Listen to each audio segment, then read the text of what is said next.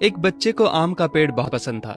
जब भी उसे फुर्सत मिलती वो उस पेड़ के पास पहुंच जाता, पेड़ के ऊपर चढ़ता, आम खाता, खेलता और थक जाने पर उसी की छाया में सो जाता।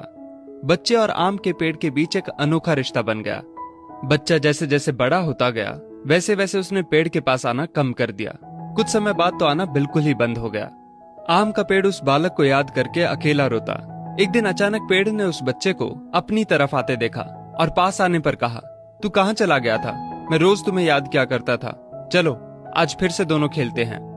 बच्चे ने आम के पेड़ से कहा, अब मेरी खेलने की उम्र नहीं है, मुझे पढ़ना है, लेकिन मेरे पास फीस भरने के पैसे नहीं हैं। पेड़ ने कहा, तू मेरे आम लेकर बाजार में बेच दे, इससे जो पैसे मिलेंगे उससे अपनी फीस भर देना।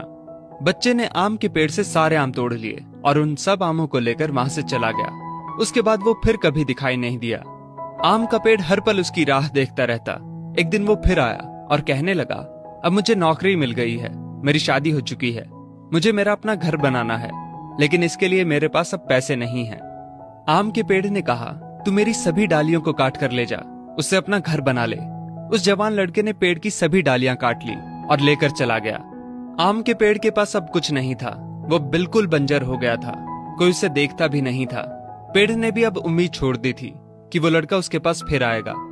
फिर एक दिन अचानक वहां एक बूढ़ा आदमी आया। उसने आम के पेड़ से कहा, शायद आपने मुझे पहचाना नहीं, मैं वही बालक हूं जो बार बार आपके पास आता था और आप हमेशा अपने टुकड़े काट कर मेरी मदद करते थे।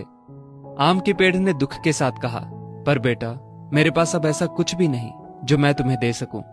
वृद्ध ने आंखों में आंसू लिए कहा, आज मैं आपसे कुछ लेने नहीं आया हूं, बल्कि मुझे आपके साथ जी भर के खेलना है, आपकी गोद में सिर रखकर सो जाना है।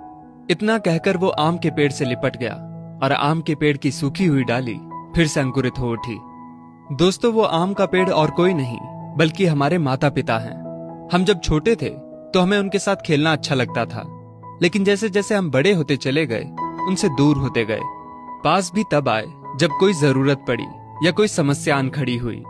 आज कई माँ बाप उस बंजर पेड़ की तरह अपने बच्चों की राह देख रहे हैं, जाकर उनसे लिपटें, उनके गले लग जाएं। फिर देखना वृद्ध अवस्था में उनका जीवन फिर से अंकुरित हो उठेगा। किसी कवि ने क्या खूब कहा है, बड़े बुजुर्गों की उंगलियों में कोई ताकत तो ना थी, मगर जब मेरा सिर झुका तो सिर पर रखे कांपते हाथों ने जमाने भर की दौलत दे दी। दोस्तों, इस वीडियो